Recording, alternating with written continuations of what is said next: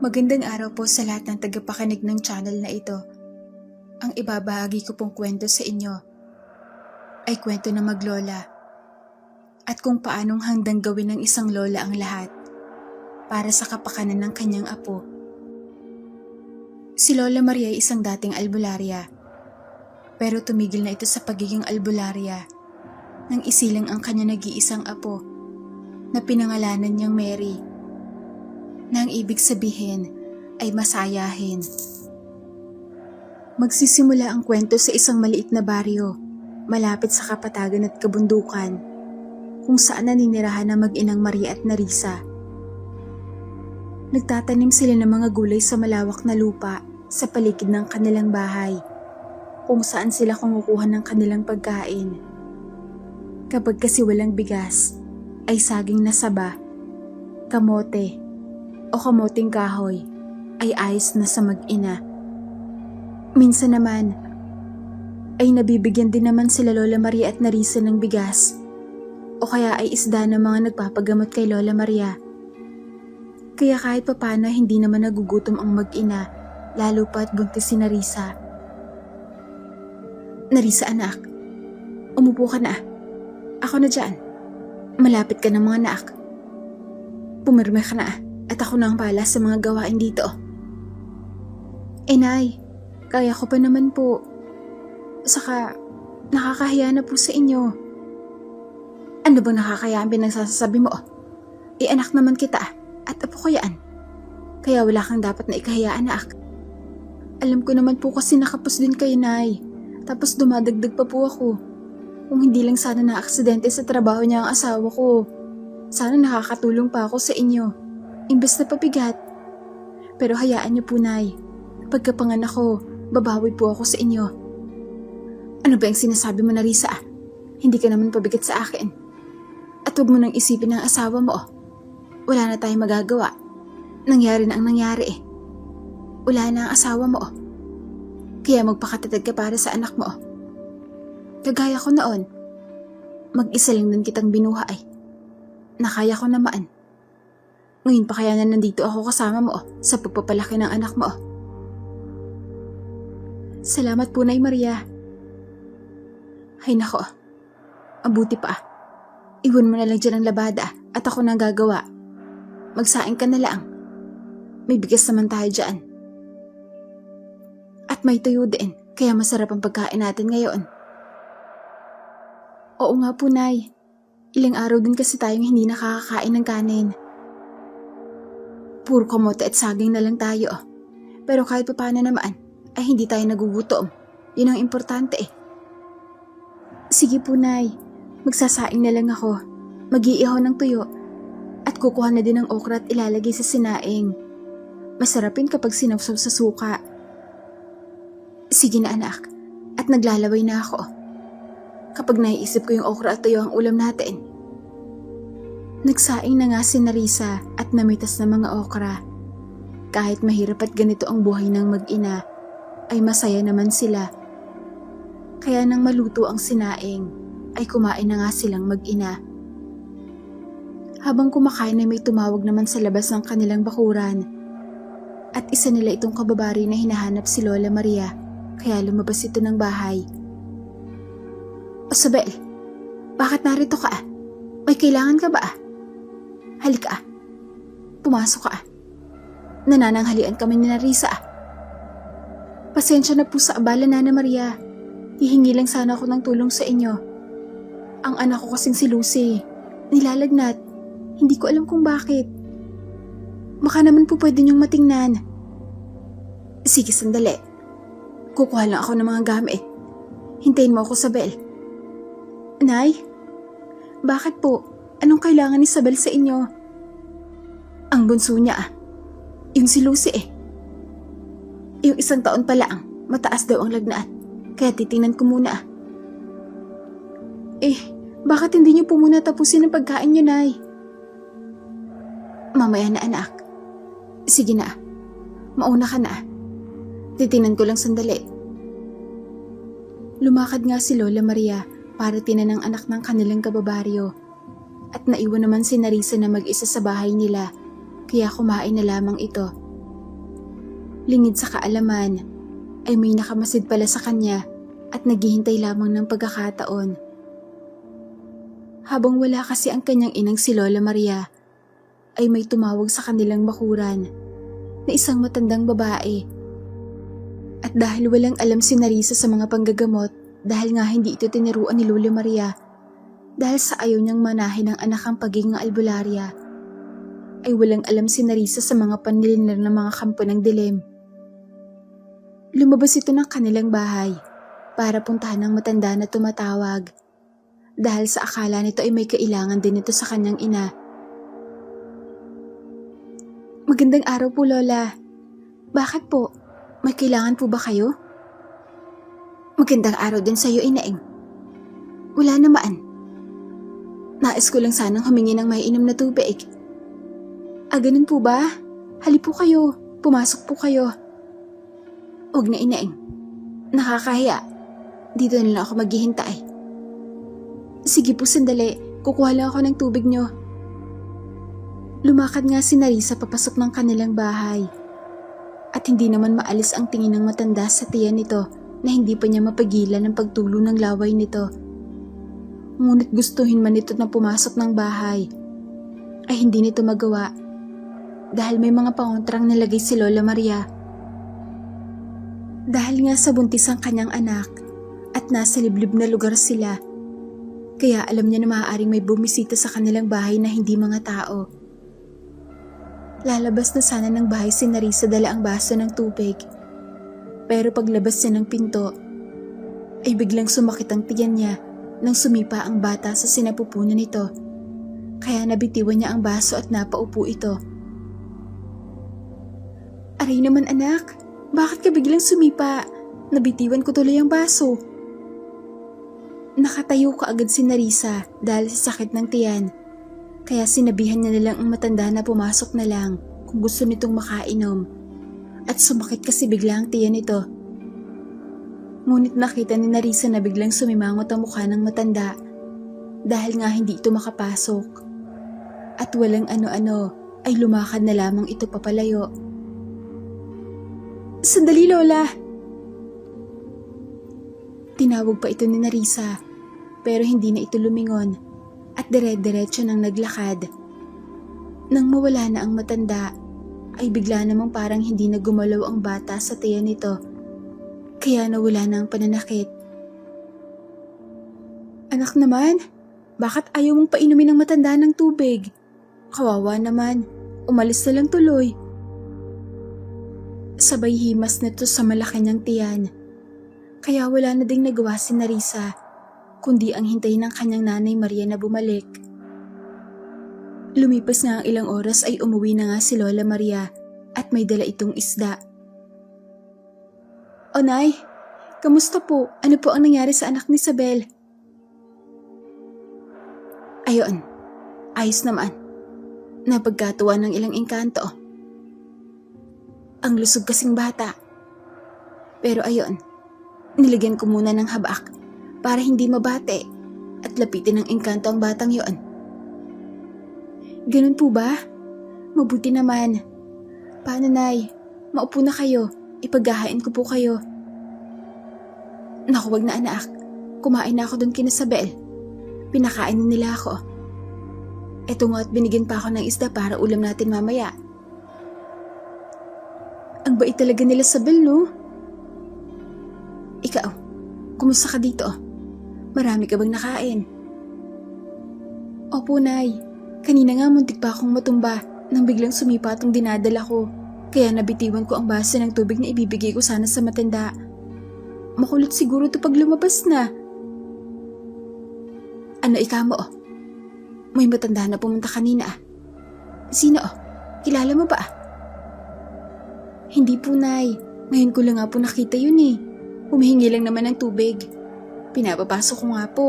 Kaso ayaw naman niya pumasok eh. Naku, Narisa, mag-iingat ka. Baka aswang yon. Hindi naman talaga yung makakapasok. At may nilagay ako mga pangontra. Mabuti na lang. Pero natektahan ka ng anak mo. Ano po? Malakas ang pakiramdam ng mga sanggol. lalo na pag nasa panganib sila. Kaya nagbibigay sila ng babala sa ina nila na nasa panganib sila. At baka hindi malayang mangyari na aswang nga yung matanda kanina dahil itinaon pa na wala ako. Ganun po ba yun? Oo. Kaya sa susunod ay mag-iingat ka, anak. At madami na naman sila naghalat ngayon. Opo, Nay. Sige po. Lumipas pa ang ilang oras at nag-asikaso na ng kanilang hapunan ang mag-ina. Habang nagsasaing pa lamang ang mga ito sa kanilang dapugan, ay nakarinig na sila ng tiktik na paikot-ikot sa lugar. Eto na nga ba ang sinasabi ko? Bumalik nga. Ang lakas ng loob ng aswang na to. At anak ko pa ang balak biktimahin. Narisa, pumasok ka ng bahay. Madali ka, ako na dito. Mabilis namang sinunod ni Narisa ang kanyang ina at pumasok na ito ng bahay. Dito ay narinig niyang nagmura ang kanyang nanay Maria at tinahamon ng aswang na magpakita. Ngunit ilang sandali lang ay tumahimik din ang lahat. At dito ay pumasok na si Lola Maria sa kanilang bahay dala ang kanilang hapunan.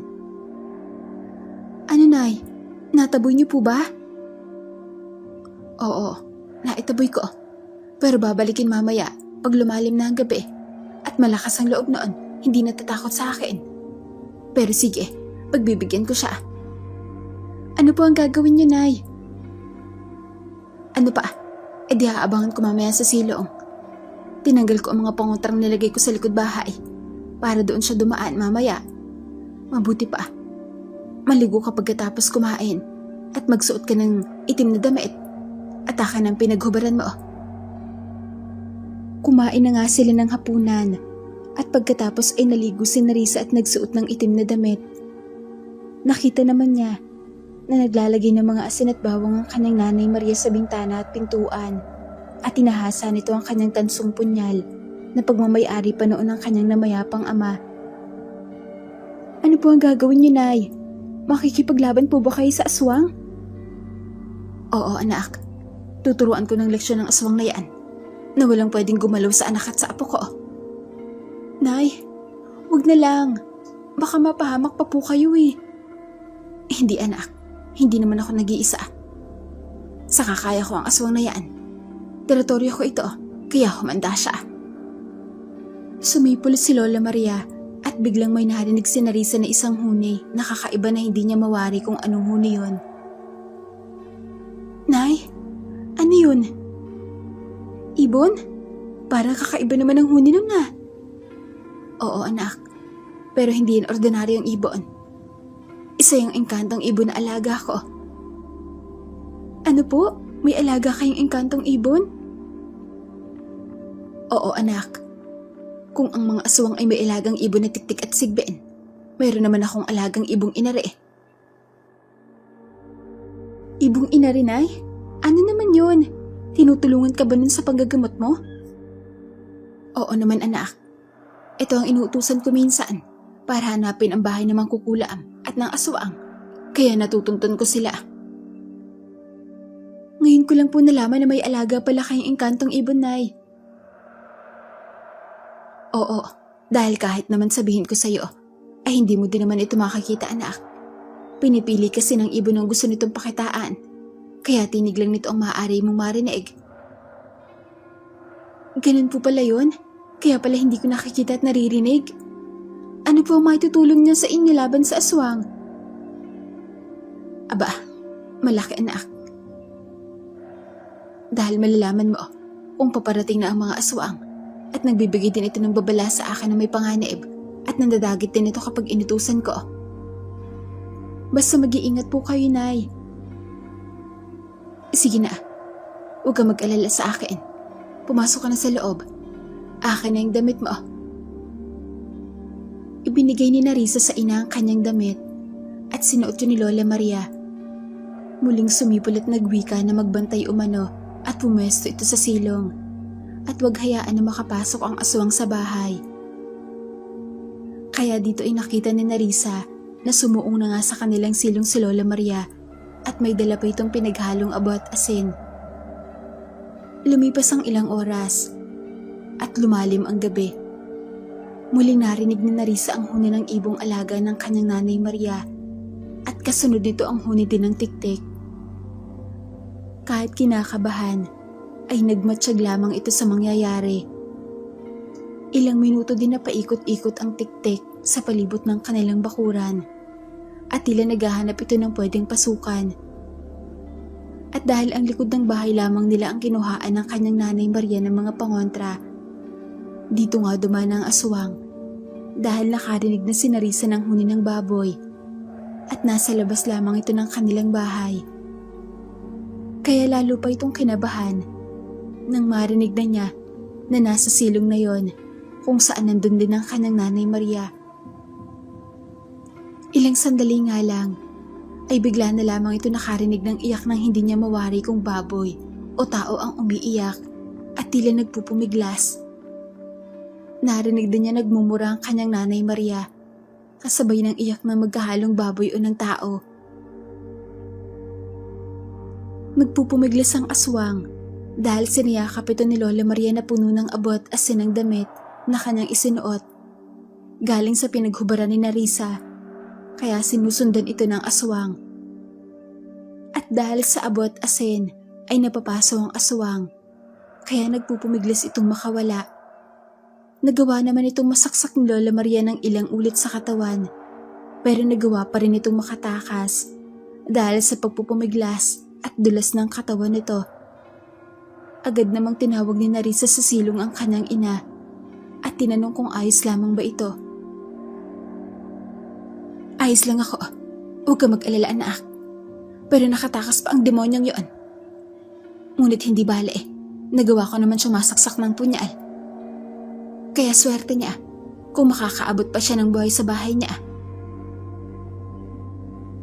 Pumasok na ng bahay si Lola Maria na duguan ng damit at dito ay nagsiga ito sa kanilang dapog at hinubad ang dugo ang damit at sinunog yun sa kanilang dapog, pati na din ang punyal na ginamit nito. Nilagay niya sa apoy nang sa gayon ay hindi na maghihilom ang sugat na tinamo ng aswang. Nay, ayos lang po ba talaga kayo? Ayos lang ako anak. Wala nang gagambala sa'yo. Tsaka kung hindi na yun sisikatan ng araw bukas. At tama nga si Lola Maria dahil kinabukasan ay may natagpo ang bangkay ng isang matandang babae sa isang palayan. Dilit ang mga mata at may sugat ito sa kanyang katawan. Bantog nga itong aswang sa kabilang baryo. Kaya bigla na lamang umalis sa kabilang baryo ang pamilya ng matanda nang mapatay ito ni Lola Maria. Wala na ngang aswang na dumayo sa kanilang baryo. Meron man, ngunit dumadaan lamang ang mga ito at hindi nang gagambala sa lugar. Lumipas ang ilang buwan, ay dumating ang araw ng panganak ni Narisa. Kaya nagpatawag ng paltera si Lola Maria. Anak, Narisa, nandito na si Maring Lourdes. Tiningnan na ng paltera si Narisa para paanakin. Pero dahil sa malitang katawan ni Narisa, ay nahihirapan itong umire at nangihina na ito. Naku Maring Maria, masama ito. Nangihina na si Narisa. Ang ikinatatakot ko ay baka mawalan siya ng malay at hindi niya mailabas ang bata. Gumawa ka ng paraan, Mare. Pakiusap. Nagwika naman si Narisa na hindi na niya umano kaya. Nandidilim na ang paningin niya. Narisa, huwag kang mawawalan ng malay. Kailangan tatagan mo ang loob mo. Kailangan ilabas mo ang anak mo. Kung hindi ay manganganib kayo pareho. Nay Maria, pipilitin ko pong ilabas ang bata. Kapag may nangyari po sa akin, kayo na po ang bahala sa anak ko, ha? Ano ba ang sinasabi mo, anak? Magpakatatag ka. Kaya mo yan. Umiringa ng malakas si Narisa at dito nga ay lumabas na ang anak nito. Ayan na. Babae ang anak mo, Narisa. Babae ang apo ko, Narisa. Ang anak mo, Narisa. Narisa, anak! Naluha na lamang si Lola Maria nang makita na wala ng buhay ang anak nitong si Narisa matapos nang isilang ang anak nito. Nahawak-hawak pa niya. Ikinalulungkot ko, Mare. Pangako, anak, palalakihin ko ng maayos ang anak mo. Huwag ka mag-alala. Aalagaan ko siya ng mabuti. Wala nang nagawa si Lola Maria, kundi yakapin at umiyak na lamang sa bangkay ng kanyang anak. Kasabay din ang pag-iyak ng bagong silang na sanggol na pinangalanan niyang Marilyn. Lumipas ang 2 araw, ay pinaglamayan na nga si Narisa. Marami ngang nagpaabot ng tulong kay Lola Maria na kanyang mga kababaryo. Kagaya na lamang ni Isabel na nagbigay din ng gatas para sa batang si Marilyn. Nana Maria, ito po ang gatas para po may maipadedicate sa anak ni Narisa. Nakikiramay po ako sa inyo. Salamat, Isabel. Hindi ko alam kung anong gagawin ko. O sana ako nito kukuha ng panggatas ng apo ko. Gayong wala naman akong trabaho. Huwag po kayo mag-alala, Nana Maria. Total nagagatas naman itong si Lucy. Bibigyan ko na lang po kayo. Magpakatatag ka, Mare. Para sa apo mo, ikaw na lang ang aasahan niyan. Oo, Mare. Kaya hinti na ako sa pagiging albularya para naman maalagaan ko tong apo ko. Kung yun ang desisyon mo, Mare, ikaw ang bahala. Unahin mo ang kapakanan ng apo mo.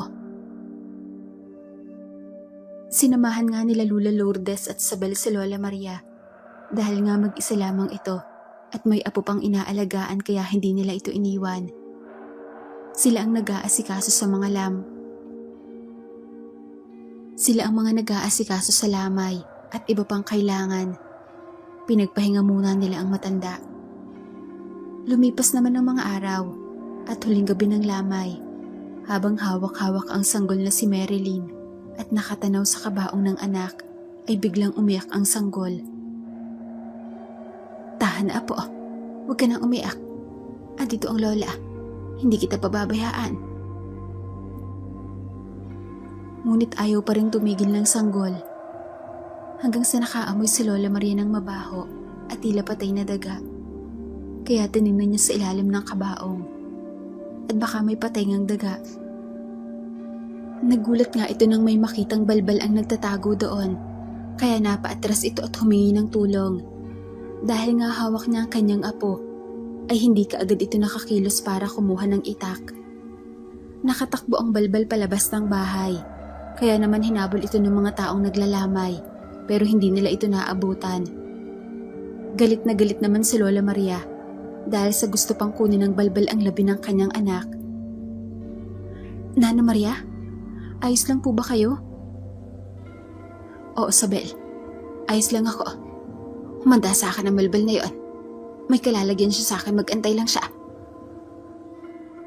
Pinatahan na muli ni Lola Maria ang apong umiiyak at dito ay mabilis namang tumahan ito at ngumiti pa sa kanyang lola. Kinabukasan, araw ng libing ni Narisa at madami ay nakilibing, kabilang na sina Isabel at Lola Lourdes. Pinilit namang tatagan ni Lola Maria ang sarili para sa apong hawak nito. At nang mailibing na nga si Narisa, ay nakiusap si Lola Maria kay Isabel na kung maaari ay sa kanya muna ngayong gabi ang kanyang apo at may gagawin lamang ito. Sige na po, Nana Maria, akin na po si Meray. Salamat, Isabel. Apo, doon ka muna. At may gagawin lang ang lola, sandali. Lumakad na nga si Isabel dala ang sanggol. Umuwi naman si Lola Maria para kumuha ng gamit nito, kabilang na ang kanyang tansong patalim at ilang mga langis. Bumalik ito sa ligor kung saan inilibing ang anak nitong si Narisa dahil alam niyang babalikan ito ng balbal mamayang gabi. Sumipol si Lola Maria at muli nagpakita ang alaga nitong ibon. Pumunta ka sa bahay ni Isabel at bantayan mo ang apo ko. Ipaubaya mo nito sa akin. Dito ko ilalabas at ibubuhos lahat ng hinanakit at ang galit ko. Kaya humanda sa akin ang balbal na yon. Lumipad na papalayo ang engkantong ibon, kaya pumesto na din si Lola Maria at nagtago. Hinintay nito na dumilim, at nakatago lang ito sa bakanteng nicho at nag-abang. Hanggang sa kumagat na nga ang dilim, at nakarinig na si Lola Maria ng mga pagkaluskos, kaya sinilip niya ito, at nakita niya ang dalawang balbal na akma nang huhukay ng puntod ng kanyang kalilibinglag na anak. Dahan-dahan siyang lumabas sa pinagtataguan, at dahil sa langis na dala nito, ay hindi siya magawang maamoy ng mga aswang. At nang sapat na ang distansya niya sa dalawang balbal na abala sa paghuhukay, ay binuksan niya ang langis na kanyang ginawa mismo para pangontra sa mga ganitong nilalang. At mabilis na sinaboy ni Lola Maria sa isang balbal ang langis, kaya napaiktad at napahayaw ito at umuusok ang katawan. Nabigla naman ang isa pa dahil sa hindi nila inaasahan na may tao pala nag-aabang sa kanila. At dahil hindi nakapaghanda ang isa, ay sinamantala ito ni Lola Maria at inundayan nito ng tagagamit ang tansong punyal na pinahiran din ito ng langis. Kaya nagawa niya itong matamaan sa katawan, at dahil sa talim ng punyal, ay nagawang mahiwa ang tinamaang parte ng katawan ng balbal, kaya hindi na ito nakaganti sa matanda at tumandusay na lamang at nawala ng buhay. Samantalang ang isang natirang aswang na sinabuyan ni Lola Maria ng langis at nagkikikisay pa rin na umuusok ang katawan. Sinaksak na din ng punyal ni Lola Maria ang isa na nagkikisay na aswang, kaya nagawa niya din itong mapatay. Matapos mapatay ang mga balbal, ay sinunog niya ang mga bangkay ng mga ito at saka pinunta ng bahay nila Sabel para kunin ang kanyang apo. Sabel, nasaan ang apo ko? Uuwi na kami. Eto po siya, Nana Maria, natutulog po. Kinarga na ni Lola Maria ang kanyang apo at saka umuwi na sila ng bahay. At nagsimula ng gabing yon ay tumigil na nga sa pagiging albularya si Lola Maria. At inalagaan na lamang ang kanyang apo. Nagtitinda na lamang ito ng mga gulay o kaya naman ay mga lutong ulam para naman matustusan ang pangangailangan ng kanyang apo. Hanggang sa mabilis na lumipas ang 10 taon. Nasaan na naman kaya ang batang yon? Hinanap nito ang kanyang apo at nakita niya ito nakatambay sa likod bahay. Nakatingala sa malaking puno kaya tinawag niya ito. Marilyn! Nako, andyan ka lang palang bata ka. Ano ba ang ginagawa mo dyan sa puno? Ano ang sinisipat mo dyan? Wala naman yung bunga. May manok po kasi sa taas ng puno, Lola. Kulay ginto pa nga po eh. Anong manok? Paano naman nagkaroon ng manok dyan sa taas ng puno? Makaibon yan. Lola, kasing laki po ng manok yun. Ay nako, halika nga dito. Bumili ka ng mantika ka na, Sabel. Magpiprito ako ng ulam natin. Ako na po ang pera, Lola. O eto, bumalik ka agad, apo. Lumakad na nga si Marilyn para bumili ng inutos sa kanya ng kanyang Lola Maria. At nang nasa tindahan na ito, ay agad na itong bumili. Pabili nga po ng mantika, Aling Sabel. O ikaw pala, Linlin. Teka sandali, magkano ba ang bibilhin mo? Alam? Hindi sinabi sa akin ni Lola. Ang sabi magpipriti daw ng isda. Kaya siguro mga kalahating bote po ng lapad, Aling Sabel. Ganun ba? Sige sandali, kukuha ako. Habang kinukuha ni Sabel ang mantika, ay nakita naman ni Linlin si Lucy na anak ni Sabel at niyaya siyang maglaro nito. Andyan ka pa, Linlin? Alika, laro tayo. Hindi ako pwede, Lucy. Inuutusin pa ako ng lola ko. Ginan ba? Eh di pagkatapos, Laro tayo. Teka, sasama na lang ako sa inyo. Magpapaalam lang ako kay nanay. Sige, alika na din sa bahay. Nagpaalam nga si Lucy sa kanyang nanay Isabel para makipaglaro kay Linlin. Bagamat mas matanda si Lucy kay Linlin ng 1 taon, ay magkasundo naman ang dalawa na parang magkapatid. Nay, pwede po ba akong sumama kay Linlin? Maglalaro lang kami sa kanila. Bakit hindi na lang kayo maglaro dito? Bakit doon pa? Magtatanghali na. Baka mabati pa kayo doon. Lapitin ka pa naman, anak. Ano pong lapitin, nanay? Inutusan kasi sinili ng lola niya kaya sasama na lang po ako sa kanya sa bahay nila. O siya, total, ando naman si Nana Maria. Basta wag lalayo at magpaalam kayo kay Nana Maria kung saan kayo maglalaro. Opo, nay. Sige po. Dahil na Linlin. Sige, Lucy. Ito po ang bahay ko, Aling Isabel. Salamat po. Tumakbo na ang dalawa, papunta sa bahay nila Lola Maria. At pagdating nila, ay kaagad na binigay ni Linlin ang pinabili ng kanyang Lola Maria sa kanya. Lola, ito na po ang pinabibili niyo po sa akin. Salamat po. Kasama mo pala itong si Lucinda. Maano po, Lola Maria? Kaawaan ka ng Diyos, Lucy. Lola, maglalaro lang po kami ni Lucy sa labas, ha? O sige, pero huwag kayong lalayo. Saka dito ka naman ng halian, Lucy. Sige po, Lola Maria. Paano, Linlin? Tara na? Tumakbo na naman ang dalawa palabas ng bahay. At nagsimula naman ang pagluluto ng kanilang ulam si Lola Maria. Anong lalaroin natin, Lucy? Magtago-taguan tayo, Linlin? Total, madaming puno dito. Sige ba? Sino ang taya? Eh di ikaw. Ako ang nakaisip ng laro Sige.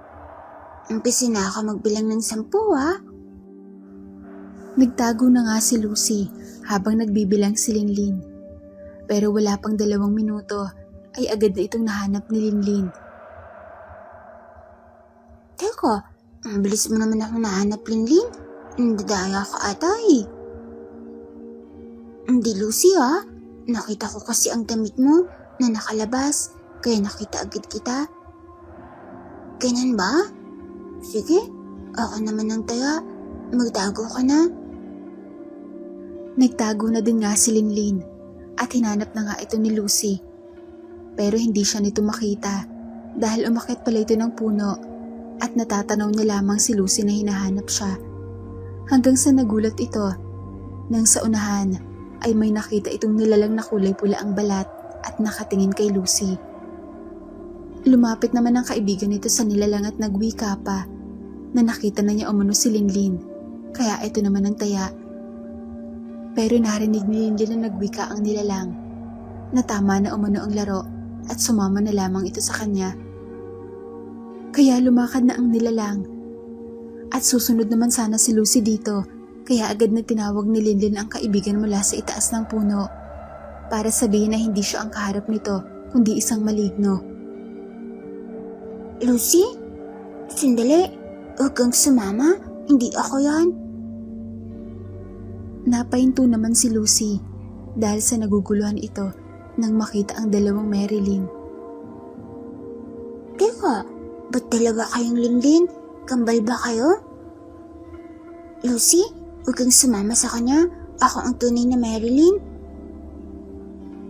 Ngunit nagwika din ang impostor na siya din umano ang tunay. Kaya hindi alam ni Lucy ang gagawin kung sino ang totoo at sino ang huwad. Sino ka? Bakit mo ko ginagaya? Nagwika naman ang nilalang na siya umano ang nanggagaya sa kanya dahil siya naman ang tunay. Hindi naman nagpatinag si Marilyn at nilapitan nito ang maligno na siyang gumayon sa kanya at bigla niya itong sinapak. Napatumba ang maligno at bumalik sa tunay nitong anyo. Kaya nakita ni Lucy ang nakakatakot nitong anyo. Kaya napatili ito. Akma pa sanang gaganti ang maligno kay Marilyn. Pero may narinig itong huni na napakatinis. Kaya tinakpan nito ang kanyang tenga at tumakbo ito na tila natatakot. Nakita naman ni Lucy na may dumapong ibon na singlaki ng manok at kulay ginto ang mga balahibo nito sa balikat ni Linlin. Linlin? Alaga mo ba yan? Ang ganda. Saka tinibon niya yung pangit na nilalang. Dito sa akin, Lucy. Kay Lola ito. Pero palagi niya akong binabantayan. Nakarinig naman sila ng tumatawag sa kanila at ito ay si Lola Maria. Kaya kaagad na silang lumapit sa matanda at lumipad na ang ibon. Lola, andito na po kami. Naku mga bata kayo, bakit dito kayo naglalaro sa kakahuyaan? Di ba ang sabi ko, doon lang kayo sa bakuran natin. Saka ano yung narinig kong sumigaw kanina? Si Lucy ba yun? Anong nangyari? Kasi po, Lola, nagtataguan kami ni Linlin. May tumawag sa akin na kamukha niya, kaya nilapitan ko. Tapos, hindi pala siya yun. Kaya nang sinapak ni Linlin, nagbago ang anyo, naging nakakatakot, kaya napasigaw ako. Totoo ba yun, Apo? Opo, Lola, totoo po yun. Kasi ginaya niya ang mukha ko. Tapos sinabi pa niya na siya daw ang totoo. Kaya ayun, sinapak ko. Nakita ni Lola Maria na namumula nga ang kamay ng kanyang apo, kaya agad na niyang hinila ang mga ito pa uwi. Pinaupo niya si Linlin at tiningnan ang kamay nito na namamagana kaagad. Kaya kinuha nito ang langis sa kanyang ginagamit sa panggagamot. Ayun kasi, tanghaling tapat, doon pa kayo naglalaro sa kakahuyaan, kaya may sumalit tuloy sa inyo. At bakit mo naman kasi sinapak ka po? Hindi ka ba natatakot? Hindi po, Lola. Bakit naman ako matatakot sa kanya? Mas nakakatakot pa nga po ang kapre na namamahay sa may malaking puno ng santol dun sa daanan eh. Alalingling, nakakita mo din pala yung nakakatakot na malaking mama sa may puno ng santol sa may daanan? Oo, pero mabait naman si Lucy. Kaibigan ka nga yun eh. Nagulat naman si Lola Maria sa nalaman sa apo. Dahil palagi siyang abala, ay hindi niya napapansin na nakakakita pala ng mga kakaibang nilalang ang apo niyang si Marilyn. Nakagaya din ni Lucinda na bukas din ang pangatlong mata. Kailan kasi mula nakakita ng mga kakaibang nilalang apo?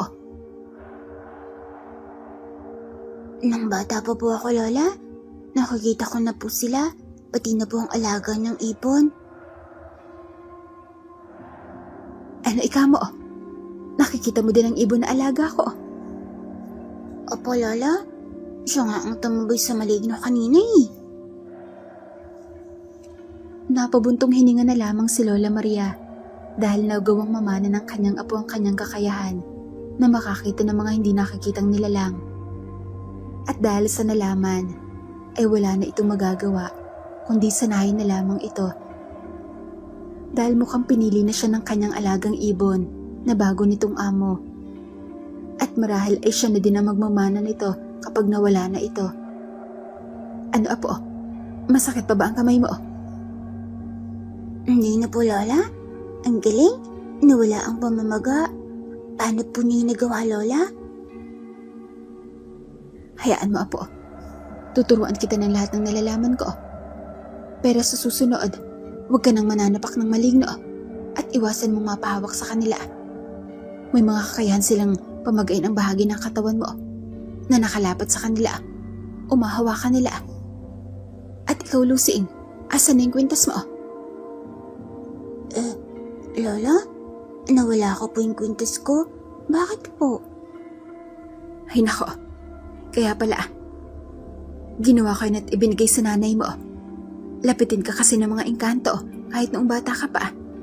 Hindi bale, gagawin na lang ulit kita ng bago. Lola, bakit po marunong kayong gumawa ng mga pangontra laban po sa mga engkanto? Alam mo, Apo, bago ka isinilaang, ay isa akong albularya. Pero tumigil lang ako para maalagaan kita ng mabuti. Teka, mabuti pa, kumain na tayo. Habang kumakain, ay ikinuwento ni Lola Maria kina Marilyn at Lucinda ang mga karanasan nito sa mga engkanto at sa mga aswang na din. Natuwa naman ang matanda nang makita na imbes matakot ay namanghapa ang kanyang apo sa kanya. Kaya matapos kumain ay nagpaalam na din para umuwi si Lucinda. Uuwi na ako, Linlin ha. Baka hanapin na ako ni Nanay Isabel eh. Sige Lucy, sa susunod, doon na lang tayo maglaro sa inyo. O sige Linlin, paano? Mauna na po ako, Lola Maria. Sige Lucing, sabihin mo sa nanay mo, pabaunan ka muna ng luya para hindi ka malapitan ng kung ano-anong nilalang. Opo Lola, sige po, paalam. Umuwi na nga si Lucy, kaya naiwan naman na maglola. Nagwika ito sa kanyang apo na mamayang gabi umano ay sumama ito sa kanya at may papakita ito. Saan naman po tayo pupunta, Lola Maria? Basta Apo, sumama ka mamaya sa akin. Tamang-tama, bilog ngayon ang buwan. Kaya kaagad namang tumugon si Linling na sige umano. Lumipas nga ang mga oras, ay maaga silang naghapunan. At pagkatapos ay naghintay muna sila na lumalim pa ang gabi. Hanggang sa makita nila ang paglitaw sa kalangitan ng malaki at bilog na buwan. Lumakad sila sa kakahuyan, dala ang gasera, hanggang sa makarating sila sa isang malapad na bakanting kapatagan kung saan ay makikita mo ang buong paligid. Ano pong gagawin natin dito, Lola? Magantay ka, Apo. Maipapakilala ko sa'yo. Sumipol si Lola Maria at nakita ni Linlin sa kanilang una ng isang nilalang na tumatakbo. May mukha ito ng isang kabayo, pero tumatayo ito sa dalawang paa na siyang gamit nito sa pagtakbo. Isa itong tikbalang. Napaatras naman si Linlin at nagtago sa likod ng kanyang lola dahil sa mabalasik na mukha ng tikbalang na namumula ang mga mata at nakabungis-ngis. Huwag kang matakot, Apo. Kaibigan siya. Siya ang tikbalang na kaibigan noon ng namayapa mong lolo. Ano po?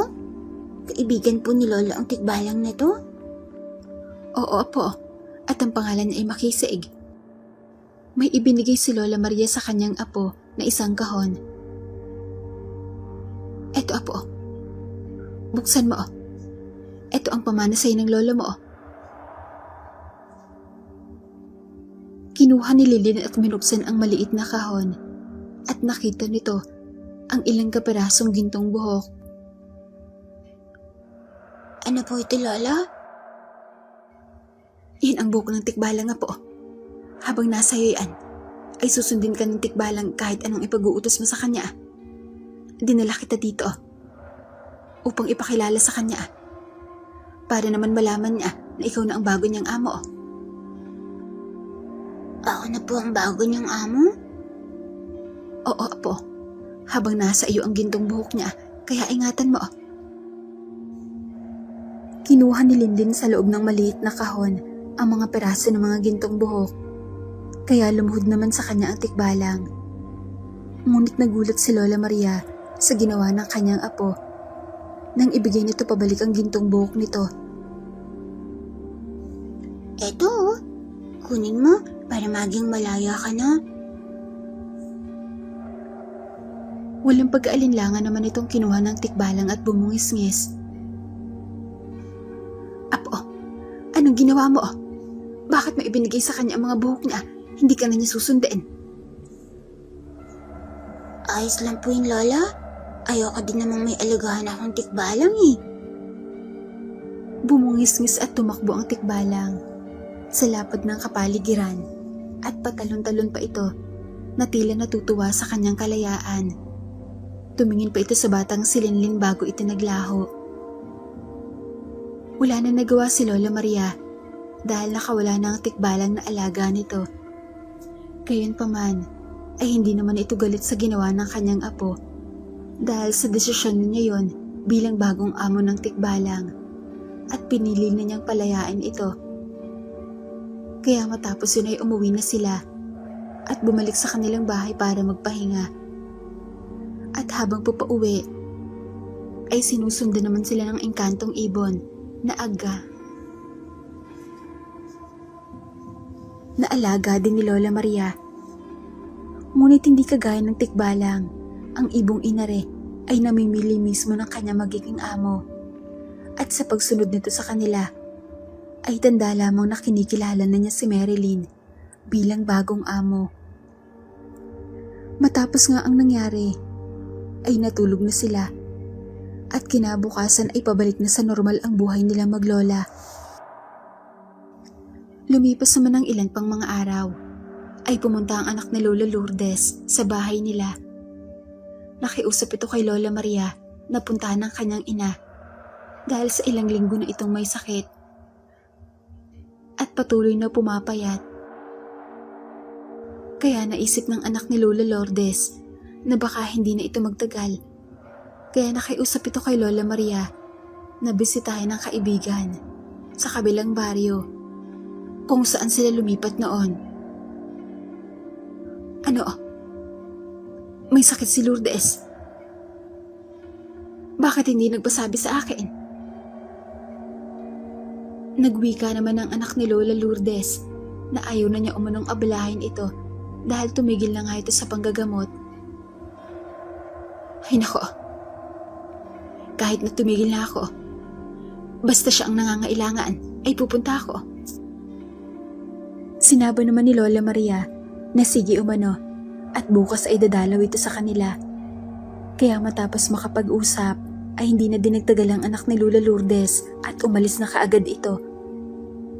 Kinabukasan nga, kasama ang apo, ay dumalaw nga sila Lola Maria sa kanyang kaibigan sa kabilang baryo. At nakita nito ang kaibigan na nakahiga sa kama na parang butot balat na lamang. Pero nakakapagsalita pa rin ito kahit papaano. Lourdes, anong nangyayari sa'yo? Bakit hindi mo ko pinapatawag? Eto Mare, mukhang mauuna na ata ako sa'yo. Hindi na ako gumaling-galing sa sakit ko. Bakit kasi hindi mo ako pinatawag? Eh di sana, natingnan kita ng mas maaga. Naku Mare, hayaan mo na. Isa pa, matagal ka nang hindi nagagamot, hindi ba? Siya nga pala, yun na ba ang apo mo? Oo Lourdes, si Marilyn. Alam mo ba na matapang na bata yan? Nanununtok yan ng maligno. Ganoon ba? Kagandang bata. Pero ang tapaang, parang ikaw Maria, nung kabataan mo. Hindi mapapagkailan na apo siya ng isa sa magaling na albularyo sa lugar natin. Sandali, huwag ka na muna magsalita. Tatawasin kita para malaman natin kung ano ang nangyayari sa'yo. Naku Maria, huwag na. Masaya na ako sa naging buhay ko sa mundong ito. Nais ko lang naman ay makita kita. Ang dati kong kakamabata at kaibigan. Ano ba ang sinasabi mo dyan? Mabuti pa, tumahimik ka na lang dyan. Nagpakuha ng kamangyan si Lola Maria sa anak ni Lola Lourdes at humingi na din ng konting baga. Agad namang sinunod yun ng anak nito. Nakita ni Linlin at ng anak ni Lola Lourdes ang ginawa ni Lola Maria na pagkiskis ng kamangyan sa katawan ni Lola Lourdes habang nagbabanggit ng mga salita na hindi nila maintindihan. At pagkatapos ay itinapon niya ito sa uling na may baga. At dito ay namangha si Linlin at ang anak ni Lola Lourdes nang makita nila ang usok mula sa kamangyan. na unti-unting bumubuo ng hugis at nang makita yun ni Lola Maria ay napamura ito. Sinasabi ko na nga ba, isang andoduno ang gumagawa sa inyo, Lourdes. Nang muling tingnan ni Lola Maria ang kaibigan, ay nakita niya nakapikit na ito at nakangiti pa, pero hindi na ito humihinga. Napahagulhol na lamang ng iyak ang anak ni Lola Lourdes nang malaman na wala ng buhay ang kanyang ina. Kaya maging si Lola Maria ay napaiyak na din nang nakita na pumanaw na ang kanyang kaibigan. Niyakap naman ito ng kanyang apo. Hinintay lamang ni Lola Lourdes na magkita sila ni Lola Maria bago ito mamatay. Hindi naman matahimik si Lola Maria dahil sa pagkawala ng kaibigan. Dahil sa kagagawa ng aswang na andoduno, kaya niyayanan niya ang kanyang apo na umuwi. Nagpasalamat naman ang anak nito sa kanila na kahit malayo ay pumunta para makita ang ina nito bago ito mawala. Sinabi naman ni Lola Maria na babalik umano sila para makilamay sa kanyang kaibigan. Kaya nagpaalam na sila para umuwi. Dahil balak na ni Lola Maria na patayin ang aswang na nagpapahirap sa kanyang kaibigan. Lola, namatay po ba si Lola Lourdes dahil po sa aswang? Oo, apo. Sinipsip ng demonyong andoduno na yun ang lakas ng Lola Lourdes mo. Kaya nangihina ito. At tuluyan nang humina ng humina. Kaya humanda sa akin yun na po. Igaganti ko siya. Ano po yung andoduno, Lola Maria? Kagaya din po ba yun ng mga tiktik? Oo, apo. May pagkakahawig ito sa tiktik. Mahaba din ang dila nito. Para ipantusok sa katawan ng biktima nila. At tuso ang mga ganitong aswang, apo. May sa tagabulag silang gamit. Ano naman po yung sa tagabulag, Lola? Ang ibig sabihin ng sa tagabulag ay hindi sila basta-basta makakita ng mga ordinaryong tao. Pero kung bukas ang pangatlong mata mo o isa kang albularya, ay ayon, makikita mo sila. Ganun po ba, Lola? Ano po ang balak niyong gawin? Kailangan ko ang tulong mo, apo. Sa'yo na sumusunod ang alaga kong ibon. Hahanapin natin ang bahay ng aswang na yun, apo. Sige po, Lola. Tutulungan ko po kayo. Hindi naman ako natatakot sa aswang eh. Sige po. Patapusin muna natin ang libing ng Lola Lourdes mo.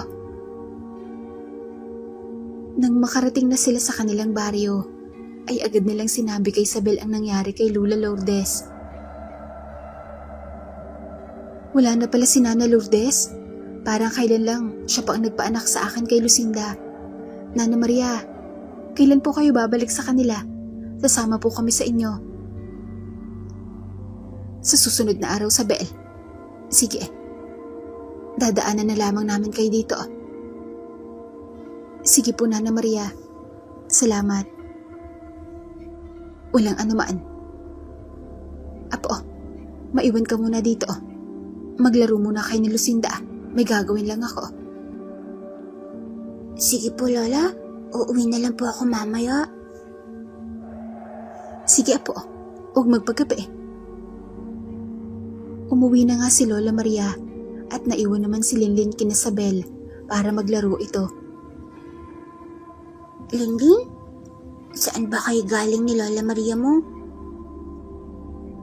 Sa kay Lola Lourdes Lucy? Yung paltera, kaibigan niya ni Lola eh. Alam mo ba, namatay na siya at aswang daw ang may gawa. Ano? Aswang? Totoo ba yun? Oo, Lucy. Ando doon na daw sabi ni Lola, yung aswang na sumisipsip sa lakas ng may sakit. Nakakatakot naman yun. Palagi pa naman ako nagkakasakit. Pero sabi ni Lola, gagantihan niya daw yun. Tutulungan ko pa nga siya eh. Talaga, Linlin? Pero ang sabi ni Nanay, magaling daw ng albularya dati ang lola mo. Kahit ngayon naman, Lucy, Magaling pa din naman si lola ko. Hindi nga lang siya nanggagamot, pero magaling pa rin. Ano ba ang gagawin niyo? Ewan ko kay Lola Lucy. Ano lang natin si Lola Maria? Maglaro na lang tayo, Linglin. Naglaro nga ang dalawa at nang hapon na ay umuwi na si Linlin at nakita niya may ginagawa ang kanyang Lola Maria kaya lumapit ito. Lola, ano po ang ginagawa niyo? Nagkakarga ng dasal pangontra at proteksyon na po. Nagbago na ang plano. Bago mailibing pala ang Lola Lourdes mo, ay mapapatay ko na ang aswang. Nang sa ganoon, mas mabibigyan ko siya ng hustisya. Bago siya ihatid sa huling hantungan. Pinanood lamang ni Linlin ang ginawa ng kanyang Lola Maria, kaya lumipas ang ilang araw ay sige pa rin ito sa ginagawa, hanggang sa dumating ang araw na pupunta muli sila sa bahay ni Lola Lourdes. Kasama sila Sabel at Lucinda para makiramay. Wala namang naging problema sa lamay at payapa naman ang lahat. Pero habang nasa loob ng bahay, ay tila may nararamdaman si Lola Maria at parang may nakatingin sa kanya. Kaya alam niya na ang aswang na yun at hindi lang ito nag-iisa. Nagmasid ito sa paligid pero wala naman itong nakita. At mahusay magtago ng presensya ang aswang. Kaya ang ginawa niya ay naglagay ng mga pangontra sa paligid ng bahay. Makalipas ang ilang oras, ay nagpaalam na sila sa anak ni Lola Lourdes at nagpasalamat ito sa kanila dahil sa pagbisita. Umuwi na ang apat sa kanilang baryo at dahil may kalayuan, ay hindi inaasahan ni Lola Maria na tatambangan sila ng ilang aswang.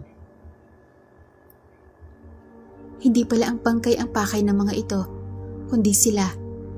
At dahil kasama niya si Sabel at ang dalawang bata, ay alangan ito dahil sa 3 aswang ang kalaban nila. Nana Maria, anong gagawin natin? Huwag kang matakot, Sabel. Protektahan mo ang mga bata. Diyan lang kayo sa likod ko. Tumawa naman ang isang aswang at humaba pa ang dila nito. At ito ang andodono. At nagwika ito na ano naman na magagawa niya laban sa kanilang 3. Pakialamera kasi ito at nilagyan pa niya ng mga pangontra ang paligid ng bahay. Kaya hindi tuloy makuha ng mga kaibigan niyang balbal ang bangkay. Kaya sila na lang yung ipapalit nitong papatayin at ibibigay sa mga kasama niyang balbal. Mga duwag kayo, hindi marunong lumaban ng pataas. Tumawa naman ang aswang at sinabing malakas sana itong albularya, kaso ay laos na ito at hindi nga nito nalaman na nabasag na pala ang karga nito kaya wala na itong laban sa kanila. Naramdaman ni Lola Maria na tama nga ang sinabi ng aswang kaya kinabahan ito at hindi para sa kanyang sarili kundi para sa kanyang apo at kina Sabel. Ngunit narinig naman niya nagsalita ang kanyang apo na si Marilyn. Hindi palaos ang lola ko, kaya amanda kayo sa kanya. Mga pangat kayo. Tumawa naman ang aswang na kahit magaling ang kanyang lola, ay dehado pa rin siya dahil 3 sila at nag-iisa lamang ito. Ang bobo mo naman. Naaswang ka, hindi ka ba marunong magbilang? 4 kami at 3 lang kayo, kaya kayo ang dehado dito.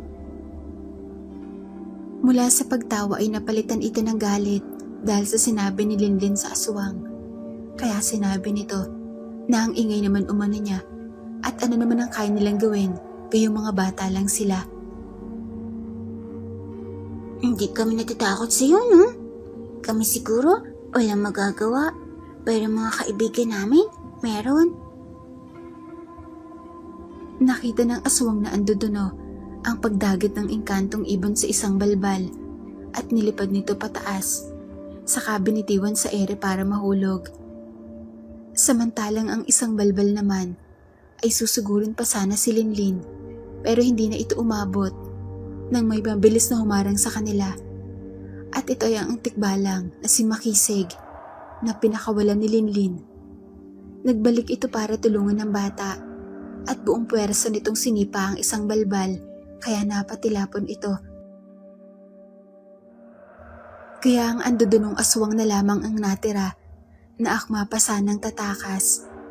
Pero pinigilan ito ni Lola Maria kaya nagpambuno sila. Ngunit dahil may katandaan na ito ay mabagal ng kumilos si Lola Maria kaya nagawa itong makalmot ng aswang at mabitawan ng kanyang punyal. Akma pa sanang kakalmot pa sana ulit ang aswang nang pinagbabato ito nila Linlin at Lucinda. Kaya nagalit ito at sila ang sinugod. Pero kagaya ng una ay hindi na din ito umabot nang dagitin na muli ito ng ibon na inari pataas. Nagpupumiglas pa ito hanggang sa bitawan nga ito ng ibon kaya nalaglag ito sa lupa nagbali-bali ang katawan. Nilapitan pa ito ng tikbalang at tinapakan para sigurado ng patay na ito. Kaya matapos yon ay agad namang tumakbo ang tikbalang at yumuko pa kay Linlin bilang pasasalamat sa pagbibigay sa kanya ng kalayaan. Samantalang si Sabel naman ay nawalan ng malay dahil sa sobrang takot sa mga aswang at engkanto. At si Lola Maria naman ay nagtamo lamang ng maliliit na galo sa balikat. Matapos mapatay ang mga aswang, ay umuwi na sila para gamutin ang sugat ni Lola Maria. Lumipas pa ang ilang araw, ay inilibing na nga si Lola Lourdes. Naging masaya naman kahit papaano si Lola Maria dahil nabigyan niya ng hustisya ang kanyang kaibigan bago ito mailibing. Lumipas nga ang mga taon, ay tinuruan ni Lola Maria, hindi lang si Linlin, na maging albularya kundi pati na din si Lucinda. At nagtagal ay naging magaling din silang albularya hanggang sa tuluyan na silang nagdalaga. Dito ko na po tatapusin ang aking kwento. Sana po ay magustuhan ninyo. Salamat at magandang araw pong muli sa lahat.